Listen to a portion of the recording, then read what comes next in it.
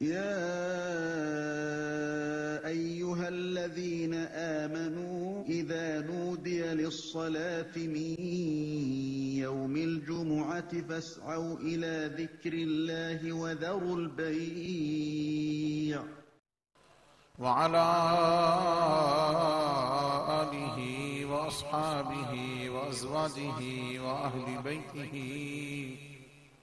وأولياء أمته وعلماء ملته ومن تبعهم بإحسان إلى يوم الجزاء.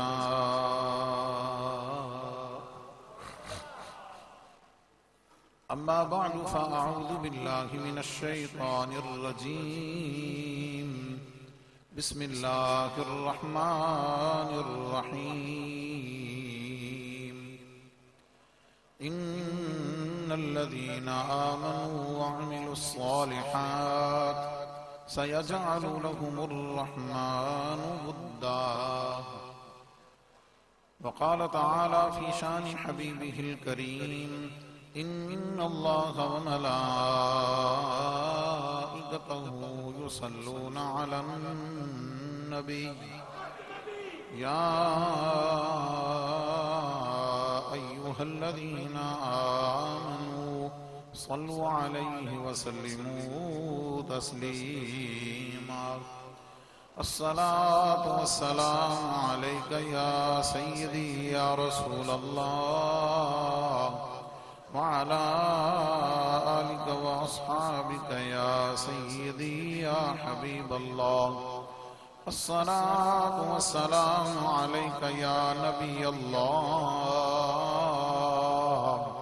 وعلى آلك وأصحابك يا نور الله. الصلاة والسلام عليك يا خاتم النبيين وعلى آلك وأصحابك يا شفيع المذنبين. الصلاة والسلام عليك يا إمام المجاهدين وعلى آلك وأصحابك يا قائد الغر المحجلين. گنج بخش فیض عالم مظہر نور خدا ناقصارا پیر کامل کاملارا رہنما. گنج بخش فیض عالم مظہر نور خدا را پیر کامل کاملارا رہنما. گنج بخشی آپ کی مشہور ہم پہ کر کرم کر کرم کروا کرم دونوں جہاں میں رکھ شرم. اللہ رب العزت کی حمد و ثنا اور اس کے محبوب کریم رؤوف الرحیم صلی اللہ علیہ وسلم کی بارگاہ میں نذرانہ درود و سلام عرض کرنے کے بعد جملہ سامعین و حاضرین، بزرگوں، دوستوں، عزیزان جی قدر اور دور و نزدیک سے بڑی محبت و عقیدت سے بارگاہ گنج بخش میں حاضری کے لیے اور آپ کے جوار میں اس عظیم الشان مسجد میں جمعہ کی ادائیگی کے لیے تشریف لانے والے جملہ غلامان گنج بخش و غلامان مصطفیٰ صلی اللہ علیہ وسلم، کیو ٹی وی کے ذریعے پوری دنیا کے ناظرین ناظرات، ماؤں بہنوں بیٹیوں مستورات، سب کی خدمت میں السلام علیکم ورحمۃ اللہ وبرکاتہ۔ گزشتہ دو جمعہ المبارک میرے بیرون سفر پر گزرے اور ہمیشہ کی طرح دنیا میں جہاں بھی جانا ہوتا ہے جس نسبت سے اور جس نسبت کی وجہ سے پوری دنیا میں میں پہچانا جاتا ہوں، جانا جاتا ہوں، اور لوگ جس نسبت سے حضور فیض عالم داتا گنج بخش رحمۃ اللہ علیہ کی نسبت سے جو محبت و عقیدت فرماتے ہیں، یہ بلا شبہ اللہ رب العزت کا بہت بڑا احسان ہے، اللہ تعالیٰ کی بہت بڑی نعمت ہے، اور اس پر جتنا شکر ادا کیا جائے اتنا کم ہے۔ اور میں ہمیشہ یہ سوچا کرتا ہوں کہ جن لوگوں کے نام کسی نسبت اور کسی نوکری کی وجہ سے ان عظمت والے لوگوں کے نام کے ساتھ جڑ جاتے ہیں، ان کے نام اور ان کی نسبت کے طفیل جو طفیلی ہیں وہ اتنی عزت پاتے ہیں، رب نے خود ان کو کتنی عزت عطا کی ہوئی ہے، بندہ سوچ نہیں سکتا ہے۔ اور نام لینا مناسب نہیں ہے جن جن حضرات نے، مظاہرہ ہے یہاں سے دیکھتے ہیں، سنتے ہیں، موجود ہوتے ہیں، اس نسبت کی وجہ سے جس نے جو بھی عزت عطا فرمائی، محبت فرمائی، حضور فیض عالم کی بارگاہ میں ان سب کی طرف سے میں نے سلام بھی ابھی پہنچتے پیش کیا ہے، اور دعا بھی ہے کہ اللہ تعالیٰ حضور فیض عالم کے فیضان سے ہم سب کو مالا مال فرمائے۔ رب کریم کی لا ریب کتاب سے جو آیت کریمہ میں نے خطبہ میں پڑھی ہے، پروردگار عالم ارشاد فرماتا ہے ان الذین آمنوا وعملوا الصالحات، کہ بے شک وہ لوگ جو ایمان لائے اور اچھے عمل کیے، اللہ انہیں بڑی شانوں سے نوازتا ہے، بڑی عزتوں سے نوازتا ہے، بڑے انعامات سے نوازتا ہے۔ ان انعامات اور ان عزتوں میں سے ایک اللہ تعالیٰ نے یہاں بھی بیان فرمایا ہے کہ سَيَجْعَلُ لَهُمُ الرَّحْمَنُ وُدًّا، وہ رحمت کرنے والا پروردگار ان کے لیے محبت پیدا کر دے گا۔ کیا مطلب؟ عام لوگ جب دنیا میں موجود ہوتے ہیں تو جن جن کو ان سے تعلق ہوتا ہے یا جن جن کو ان سے غرض ہوتی ہے، وہ اپنے اس تعلق اور غرض کی وجہ سے ان سے محبت کرتے ہیں۔ اولاد اپنے ماں باپ سے محبت کرتی ہے اس لیے کہ ان کا اپنے ماں باپ سے تعلق بھی ہے، اپنے ماں باپ سے محبت بھی ہے۔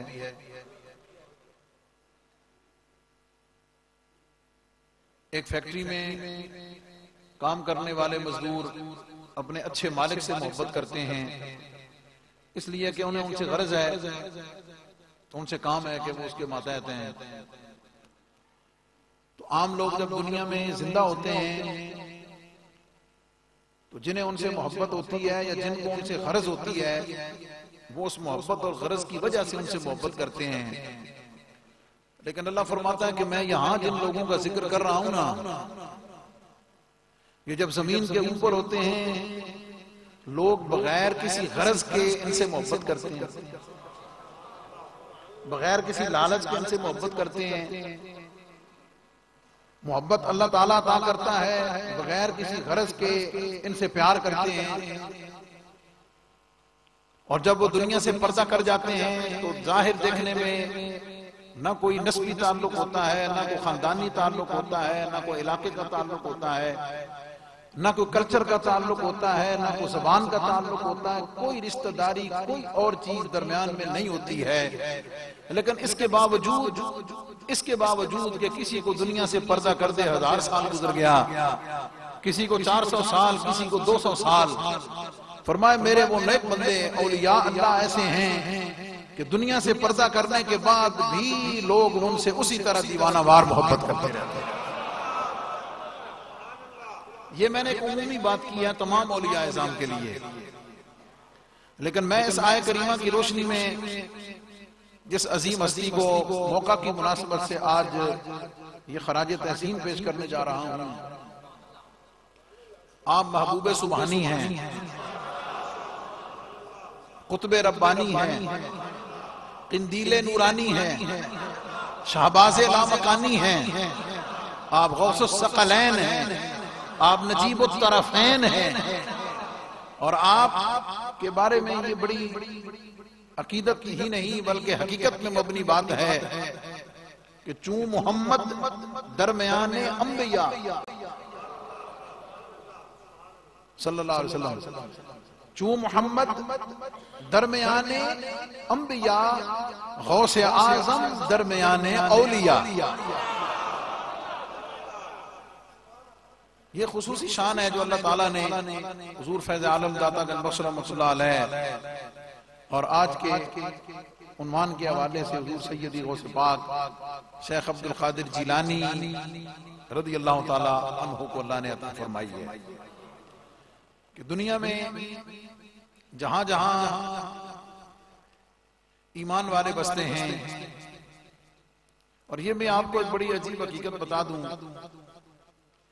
کہ حضور علیہ السلام کی امت میں یوں تو ہر سلسلے کے ہر بزرگ کی بڑی شان ہے، ہر ایک کو اللہ نے بڑی شان دی ہے، لیکن حضور علیہ السلام کی امت میں تین ہستیاں وہ ہیں، تین ہستیاں خاص طور پر تین ہستیاں وہ ہیں کہ پوری دنیا میں جہاں جہاں اللہ کو جاننے ماننے والے موجود ہیں، اللہ کے محبوب علیہ السلام کو جاننے والے موجود ہیں، وہ سارے کے سارے ان تین ہستیوں کو ضرور جانتے ہیں۔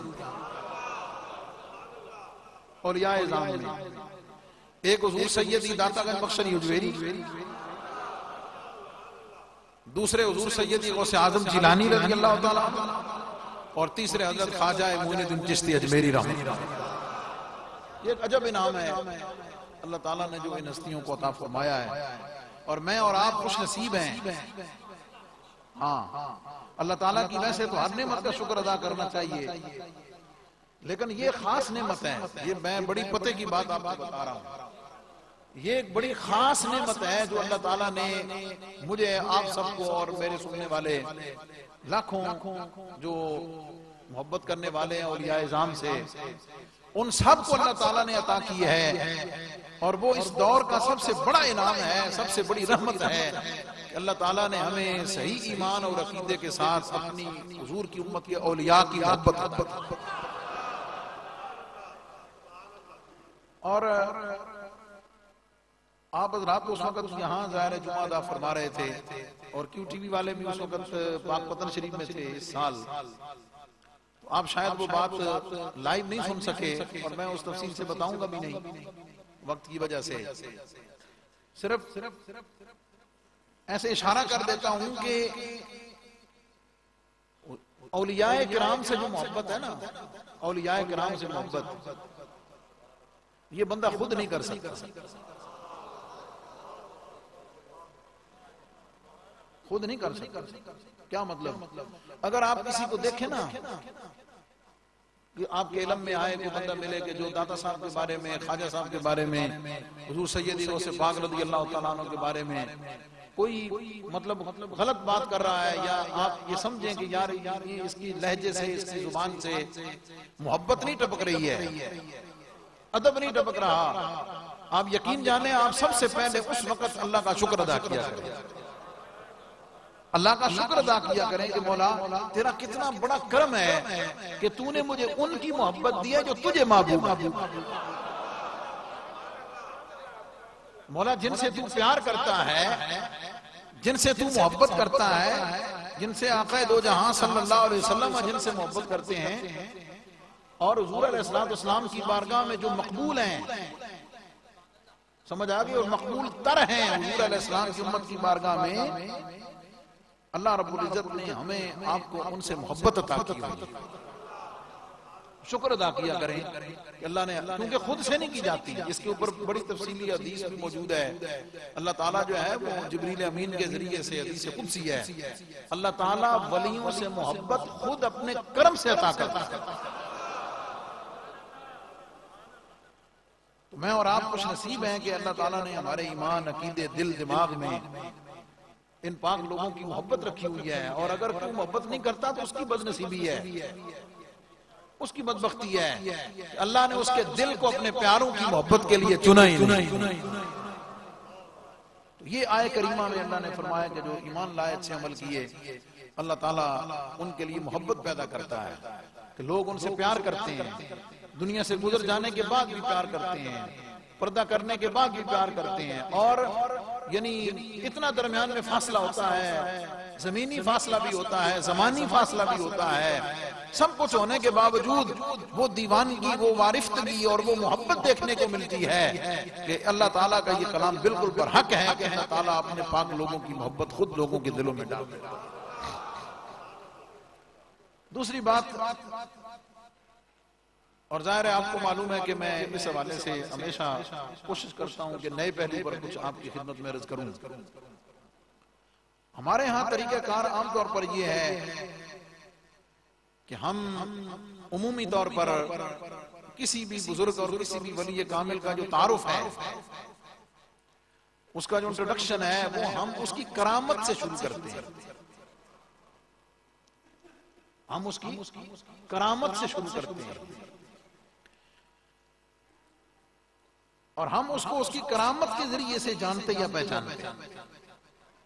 عام لوگوں میں یہ بات ہے، اور بڑی دعوت فکر دینے لگا ہوں کہ کرامت جو ہے نا، کسی بھی ولی کی جو کرامت ہے، وہ اس کے مجاہدے اور اس کی عبادت و ریاضت و محبت کا رزلٹ، نتیجہ اور ثمر ہوتا ہے۔ غور کریں اس پر، توجہ فرمائیں کہ کرامت جو ظاہر ہوتی ہے، ولی خود کرامت ظاہر کرتا نہیں ہے، یہ بھی بتا دوں آپ کو۔ یہ آج کے دور میں بڑی توجہ والی بات ہے، بہت سارے پیروں نے اپنے گرد و پیش میں بندے بھرتی کیے ہوئے ہیں کہ جو باقاعدہ گھڑی ہوئی کرامتیں لوگوں کو سناتے ہیں امپریس کرنے کے لیے۔ انہیں اللہ سے ڈرنا چاہیے، اللہ تعالیٰ سے انہیں ڈرنا چاہیے، اور حساب و کتاب اور قبر حشر سے ڈرنا چاہیے۔ ولی کرامت خود نہیں دکھاتا، اللہ تعالیٰ ظاہر کر دیتا ہے، اور ولی کی پہچان کبھی بھی اس کی کرامت سے نہیں ہوتی ہے، یہ بھی یاد ہے۔ تو کرامت جو ظاہر ہوتی ہے وہ تو اس کی عبادت، ریاضت، مجاہدہ اور جو بھی کیفیت ہوتی ہے اس کا رزلٹ اور نتیجہ ہوتا ہے۔ ہم ان کا ذکر یا ان کی بات کرامت سے شروع کرتے ہیں، کرامت سے شروع کرتے ہیں۔ غور کرنے کی بات یہ ہے کہ وہ ولی اس درجہ کرامت تک جن مرحلوں سے گزر کر پہنچا ہے، پھر دوہرا رہا ہوں، جن مرحلوں سے عبادت، ریاضت، مجاہدہ، تقوی، پرہیزگاری، علم پر عمل، قرآن و سنت پر عمل، نیت میں اخلاص، وہ ساری ان چیزوں کو طے کرتے کرتے کرتے، محنت کرتے کرتے اس درجہ کرامت تک جب پہنچا ہے، ہم وہ پہلو اور ان کی زندگی کی وہ باتیں یا ان کی زندگی کے وہ واقعات یا وہ حالات کہ جن سے گزر کر وہ درجہ کرامت کو پہنچا ہے، ہماری نظروں سے وہ اوجھل رہے۔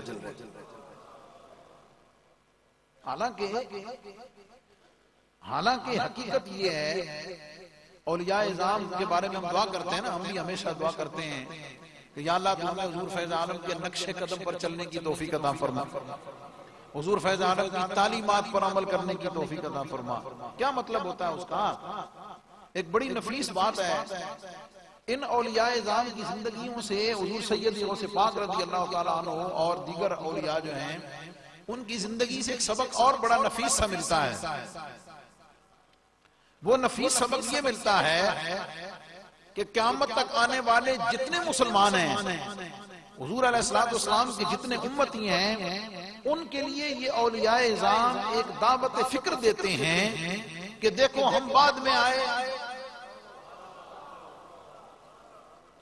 ہم بھی اسی ماحول اور معاشرے میں رہے، ہم بھی انہی لوگوں میں رہے، ہمارے معاملات ان لوگوں کے ساتھ رہے، لیکن تم غور کرو، کسی کو اللہ نے غریب نواز بنا دیا،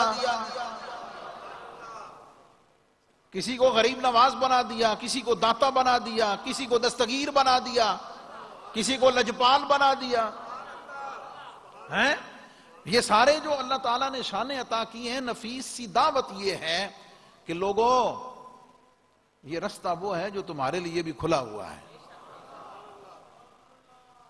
یہ رستہ وہ ہے کہ جو تمہارے لیے بھی کھلا ہوا ہے، تم بھی اگر اس رستے پر اخلاص سے چل پڑو، اخلاص سے چل پڑو اور ان پاک ہستیوں کو اپنے لیے نمونہ اور مشعل راہ بنا لو، ان کے نقش قدم پر چلتے ہوئے ان کے دامن کو تھام کر اگر تم چلو گے تو اللہ تعالیٰ تمہیں بھی مرتبہ ولایت اور اپنی محبت کے درجوں پہ تمہیں بھی اللہ فائز کر سکتا ہے۔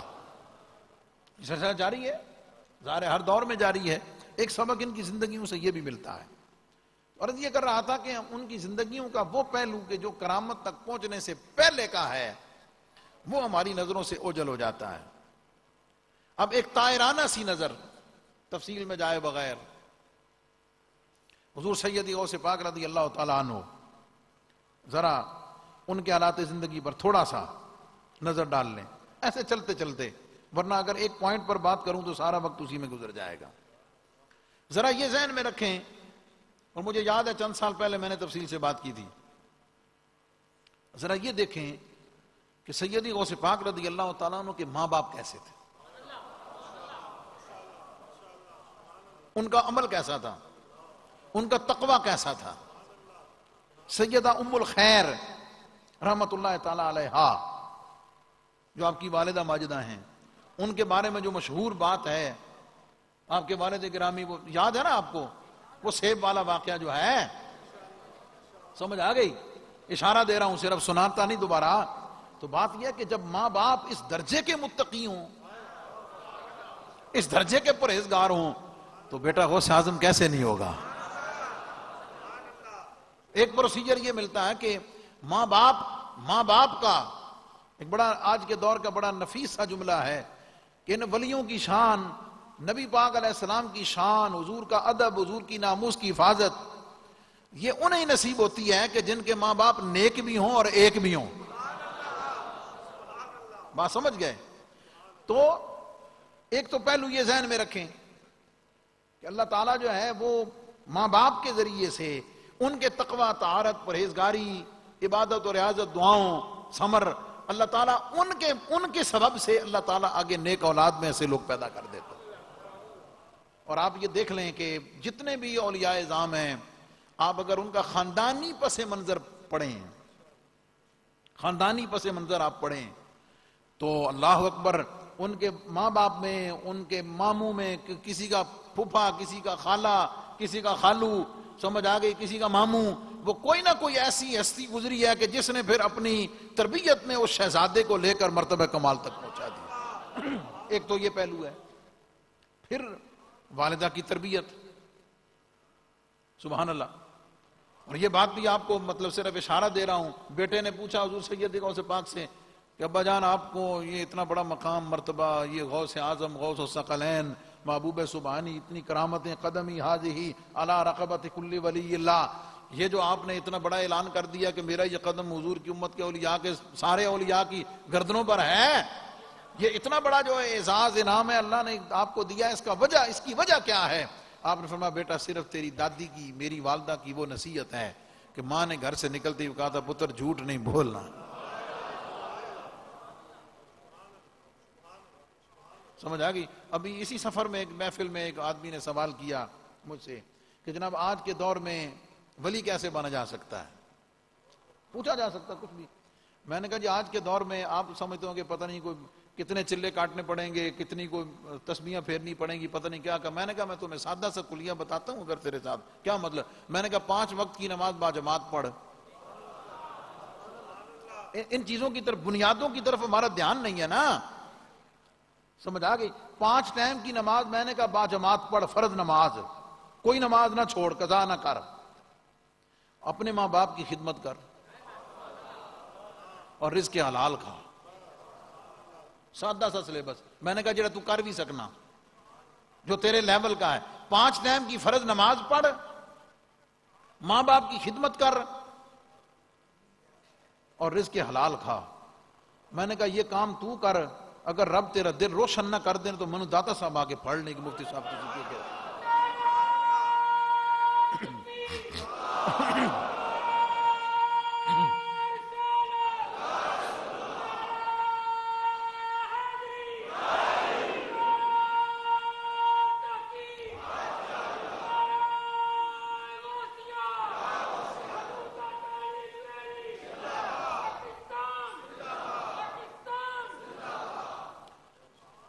یہ بظاہر ہمیں پتہ نہیں ان چیزوں کی اہمیت ہماری سمجھ میں اتنی نہیں آ رہی. کام تو اصل میں یہاں سے شروع ہوتا ہے, بنیاد تو یہاں سے شروع ہوتی ہے.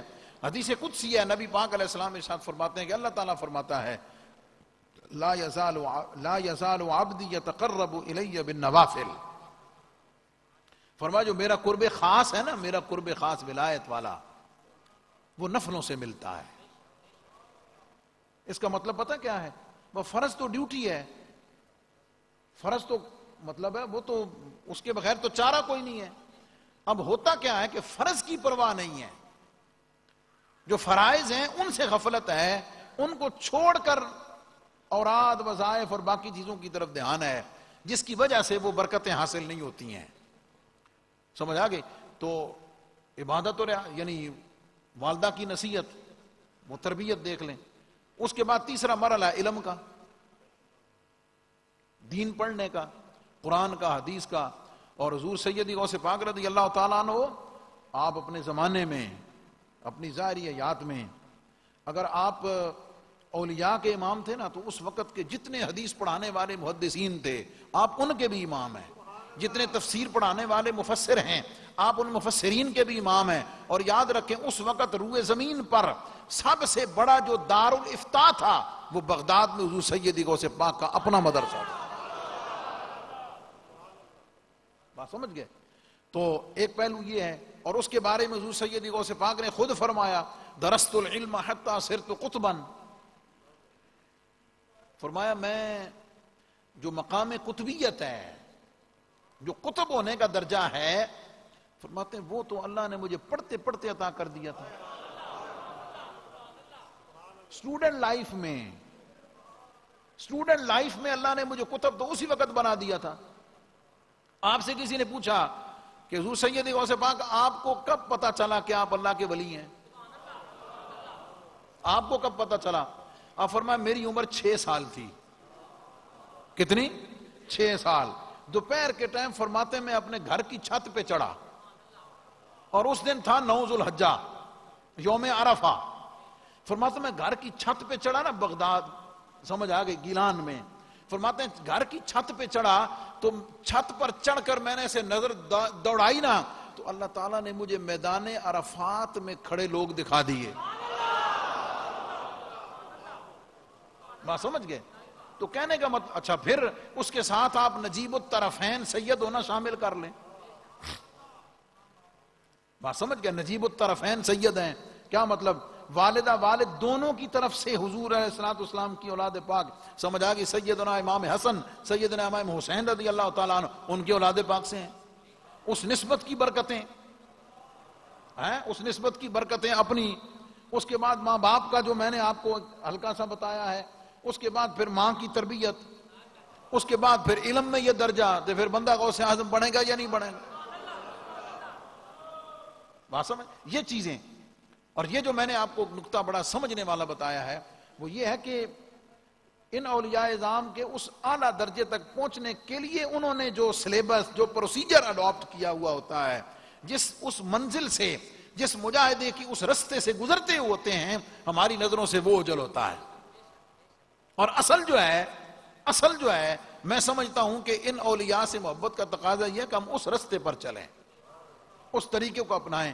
میں آپ کو بڑی دلچسپ بات اس اپنی فکر کے حوالے سے حضور سیدی غوث پاک کی اپنی زندگی سے عرض کرتا ہوں. آپ کا جو ادارہ جس میں ہزاروں اسٹوڈنٹ آپ کے زیر تعلیم, زیر تربیت تھے, زیر تعلیم تھے بغداد میں, ایک خاتون اپنا بچہ چھوڑ گئی پڑھنے کے لیے, داخل کرا گئی, ایڈمیشن کروا گئی اس کا. بچے نے پڑھنا شروع کر دیا. کچھ وقت کے بعد ماں اپنے بیٹے سے ملنے کے لیے آئی. اب مدارس کا نظام تو بھائی شروع سے ایسے ہی چلا آ رہا ہے, کیونکہ صحابہ صفہ کے وہ وارث ہیں. سمجھ آ گئی؟ اور علم حاصل کرنے کے لیے حدیث میں موجود ہے, حضور علیہ السلام فرماتے ہیں کہ اللہ تعالیٰ نے علم کو غربت میں رکھا ہے, علم کو سفر میں رکھا ہے, علم کو تنگی میں رکھا ہے, علم کو مشکل میں رکھا ہے. سمجھ آ گئی؟ اصحاب صفہ کی سنت ہی یہی ہے کہ اگر دین کا علم لینا ہے تو مشکلات میں آنا ضروری ہے. تو مدرسوں کا نظام تو ایسا ہی ہے. سمجھ آ گئی؟ اس زمانے میں بھی ایسے ہی تھا. آج بھی ایسے ہی کہہ لیں. اب ماں جب آئی نا جناب مدرسے میں تو بیٹا جو اس کا ہے وہ طالب علموں کے ساتھ باقی اسٹوڈنٹ کے ساتھ لنگر کھا رہا تھا. لنگر کا کنسپٹ سمجھتے ہیں نا, سمجھ آ گئی. لنگر میں ہمارے حضرت کی درگاہ پہ کو جائے نا تو لانگری جو ہے نا وہ کہتے ہیں بھئی تو کھانا کھانا یا لنگر کھانا, سمجھے کوئی نا, میں کھانا کھانا ہے یا لنگر کھانا ہے. جناب اگر وہ کبھی لنگر کھانا فرمایا او باہر ٹر جا لین جی لگ کے تے سمجھ آ گئی جنت جھولی لب دئی لے لے اے لنگر ہے. فرمایا جی کھانا کھانا ہی تو پھر وہ بنگلہ شریف ٹر جا اتنے تینوں دسترخوان بچھا کے پورا ڈونگا تے سمجھ آ گئی پورا پروٹوکول نال تینوں کھانا دینے. فرمایا جو مرضی جہڑے پاسے مرضی ٹر جا, کھانا کھانا یا لنگر کھانا. تو یاد رکھنا علم اور یہ جو ان بزرگوں کا فیضان ہے نا وہ دعوتیں اور کھانے کھانے سے نہیں ملتا, وہ لنگر کھانے سے ملتا ہے. ہاں یہ یاد رکھیں.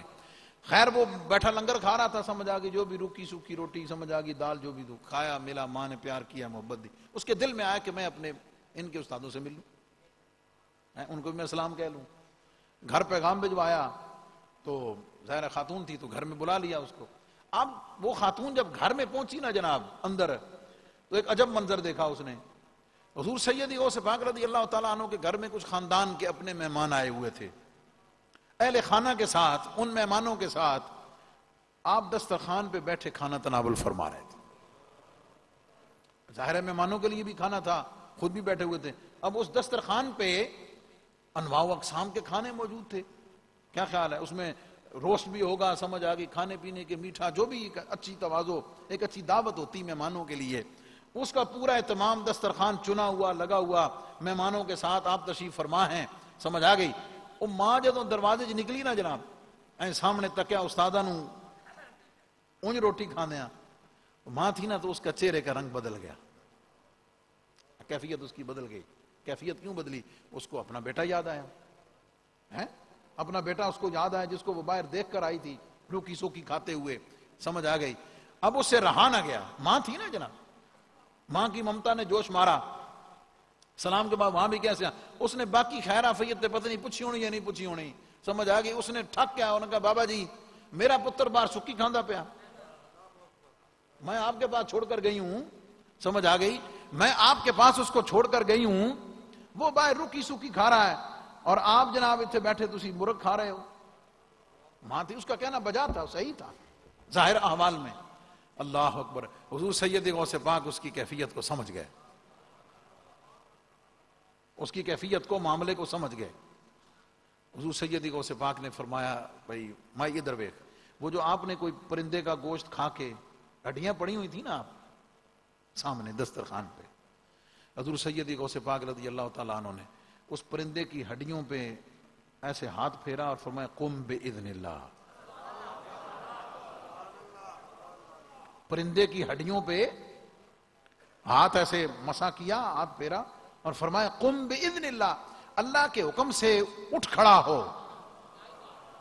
وہ خاتون دیکھ رہی تھی, اس کے دیکھتے ہوئے اس کی ہڈیوں پہ گوشت چڑھا, دیکھتے ہوئے پر بنے اور وہ زندہ ہو کر پھر کر کے جناب دروازے جو باہر اڑ گئے. خاتون نے جب یہ منظر دیکھا نا جناب تو ڈر بھی گئی, مرعوب بھی ہو گئی, حیران بھی ہو گئی کہ یہ کیا ہوا. کرامت دیکھی نا, میں اپنے موضوع پر ہوں نا اور اس پروسیجر کو ذہن میں رکھے وہ آپ کو سمجھانے چلا ہوں. ہمارے یہاں یہ بھی ایک پرابلم ہے, ایسی کہتا ہے پہلے دن تسبیح پڑھی ہے نا جناب 2 نفل پڑھن تے سیدھا دیدار ہو جاوے, شارٹ کٹ وج جاوے. سمجھ آ گئی. تے جناب ہے میں وہ دوجے 14 دن مریداں دا ڈھیر لگ جاوے. سمجھ آ گئی. تے رونقاں لہراں بہراں ہو جان, پتہ چلے جناب حضرت صاحب جا رہے ہیں. ایسے نہیں ہوتا. عمر گزرتی ہے, زندگی جلانی پڑتی ہے, قربانیاں دینی پڑتی ہیں, خواہشات کو چھوڑنا پڑتا, پھر ایک منزل آتی ہے, پھر ایک مقام آتا ہے کہ وہ اللہ تعالیٰ محنت کو ضائع نہیں کرتا, اس سے بڑھ کر عطا کرتا ہے. وہ ماں نے جب یہ دیکھا نا جناب تو وہ تھوڑی ڈر گئی. حضور سید غوث پاک نے جو تاریخی جملہ فرمایا جو آپ کو سنانا ہے, جو اس فکر پر میں دلیل آپ کو عرض کرنے لگا ہوں. حضور سید غوث پاک نے فرمایا مائی جو روکی سوکی تیرا بیٹا باہر کھا رہا ہے نا اس کو وہ کھانے دے. جو روکھی سوکھی باہر کھا رہا ہے اس کو وہ ٹکڑے کھانے دے. ہم نے وہ ٹکڑے کھائے ہیں, ہم نے وہ ٹکڑے کھائے ہیں, اس کو آج وہ ٹکڑے کھانے دے. ایک وقت تیرے بیٹے پر بھی آئے گا جب وہ مردے پر قم باذن اللہ کہے گا, اللہ مردے کو بھی زندہ کر دے گا. آج وقت اس کے روکھی سوکھی کھانے کا ہے. آج اس کی عمر کا, اس کی سٹیج کا, اس کے علم کا, اس کے درجے کا تقاضا یہی ہے کہ آج یہ روکھی سوکھی کھائے. آج اس کو وہ روکھی سوکھی کھانے دے, اس مجاہدے کی منزل سے, اس عبادت کے رستے سے, اور اس اللہ رب العزت کی سنت, حضور علیہ السلام کی سنتوں کے رستے پر, اس تربیت کا جو پروسیجر ہے اس سے اس کو گزرنے دے. ایک مرتبہ مقام اللہ تیرے بیٹے پر بھی لے آئے گا کہ دنیا اس کو یاد کرے گی.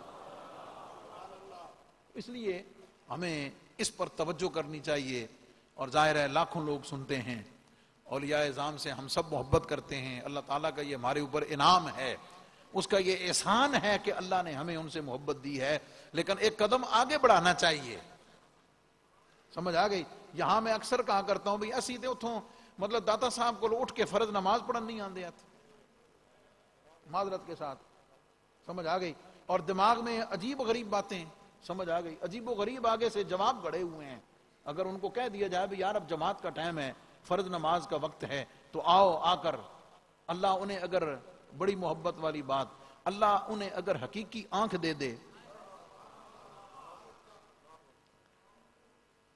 حقیقی دیکھنے والی طاقت دے دے, اللہ نے ان کو بصیرت تو دی ہے, اللہ ان کو بصارت کے ساتھ بصیرت بھی دے دے کہ جس سے وہ دیکھ سکیں, حقیقی احوال دیکھ سکیں. تو میں بڑی دعوت فکر کے ساتھ یہ بات کر رہا ہوں کہ وہ صرف یہ چیک کر لیں, ایویں ذرا نظر مار لیں کہ اس ٹائم پہ حضور سیدی غوث پاک کیا کر رہے ہوتے ہیں, حضور داتا علی جویری کیا کر رہے ہوتے ہیں. خدا کی قسم اس وقت وہ بھی رب کی عبادت کر رہے ہوتے ہیں. بات سمجھ گئے؟ واقعہ حرہ کے وقت مدینہ منورہ میں حضور کے صحابی فرماتے ہیں مسجد میں کوئی بندہ نہیں تھا, فرماتے میں مجنوں بن گیا, پاگل بن گیا, مجھے چھوڑ دیا یزید کے لشکریوں نے مسجد نبی شریف میں. سمجھ آ گئی؟ مجھے کسی نے بھائی پاگل ہے گا, دیوانہ ہے گا, سمجھ آ گئی, میں نے یہ روپ اختیار کر لیا. آپ فرماتے ہیں 3 دن یا 5 دن, کتنے دن, فرماتے ہیں مسجد نبوی شریف میں نہ اذان ہوئی نہ جماعت ہوئی. اب سنیں, فرماتے ہیں وہ صحابی فرماتے ہیں کہ جب نماز کا وقت آتا تھا تو حضور کے روضہ اطہر سے اذان کی آواز آتی تھی. جب نماز کا وقت ہوتا تھا سرکار کے روضہ اطہر سے اذان کی آواز آتی تھی. فرماتے ہیں اس اذان کی آواز پر نماز با جماعت پڑھ لیا کرتا تھا. بات سمجھ گئے؟ اس لیے ہمیں تھوڑا آگے بڑھ کر جو عمل والا ہے نا, سمجھ آ گئی, عمل والا جو ہے ہمیں اس طرف بڑھنا چاہیے, ان اولیاء اعظام کے نقش قدم پر چلنا چاہیے. اور ہمیں ان کی کرامت تو سبحان اللہ ہے ہی صحیح نا, لیکن ہمیں ان کی تعلیمات کو اپنا کر ذرا آگے بڑھنا چاہیے اور ذرا دیکھ لینا چاہیے. سمجھ آ گئی کہ انہوں نے اس مرتبے تک پہنچنے کے لیے جو رستہ اختیار کیا ہے, اللہ تعالی ہمیں اس پر چلنے کی اور ان کے سایہ کرم میں ان منازل کو طے کرنے کی توفیق عطا فرمائے. والسلام علیکم ورحمۃ اللہ.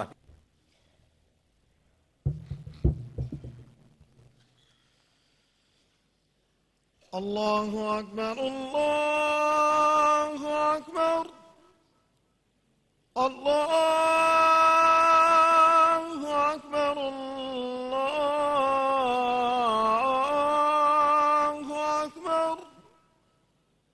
اشہد ان لا الہ الا اللہ,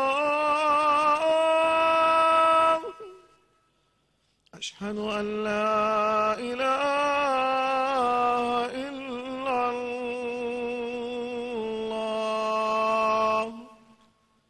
اشہد ان محمدا رسول اللہ,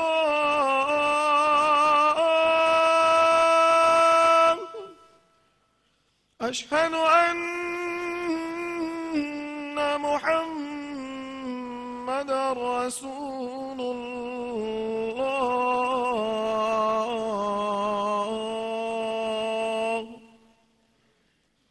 حي على الصلاة,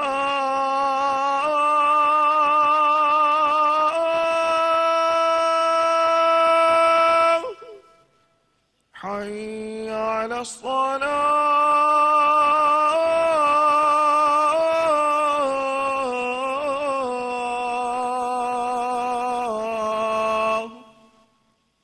حي على الفلاح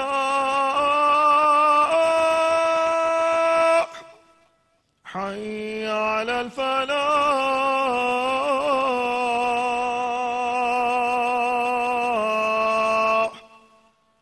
الله أكبر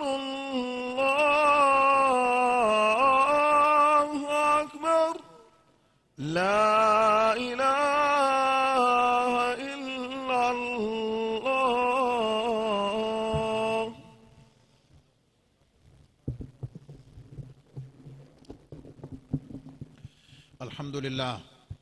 الحمد لله نحمده ونستعينه ونستغفره ونؤمن به ونتوكل عليه ونعوذ بالله من شرور أنفسنا ومن سيئات أعمالنا من يهده الله فلا مضل له ومن يضلله فلا هادي له ونشهد أن لا إله إلا الله وحده لا شريك له ونشهد أن سيدنا ومولانا محمدا عبده ورسوله أما بعد فيا أيها المؤمنون رحمنا ورحمكم الله تعالى أوصيكم ونفسي بتقوى الله عز وجل في السر والإعلان فإن التقوى سنام در الإيمان وزينوا قلوبكم بحب هذا النبي الكريم عليه أكرم الصلاة وأتم التسليم.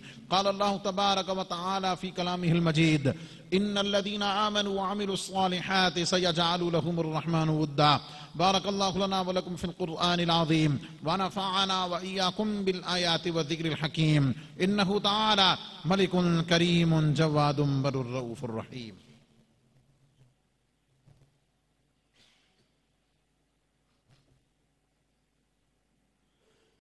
الحمد لله نحمده ونستعينه ونستغفره ونؤمن به ونتوكل عليه ونعوذ بالله من شرور أنفسنا ومن سيئات أعمالنا من يهده الله فلا مضل له ومن يضلله فلا هادي له ونشهد أن لا إله إلا الله وحده لا شريك له ونشهد أن سيدنا ومولانا محمدا عبده ورسوله. إن الله وملائكته يصلون على النبي يا أيها الذين آمنوا صلوا عليه وسلموا تسليما.